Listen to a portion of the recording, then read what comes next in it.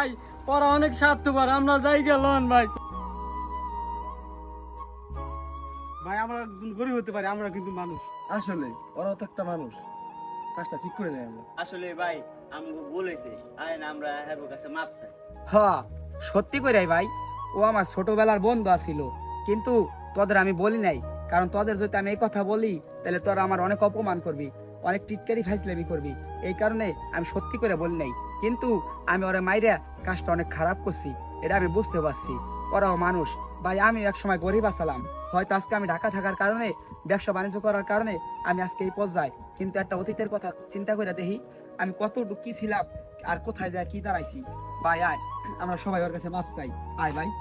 ভাই ভাই আমার ভুল হয়ে গেছে ভাই, আমার ক্ষমা করে দেন বন্ধু, মাফ করে দে আমার বন্ধু, মাফ করে দে।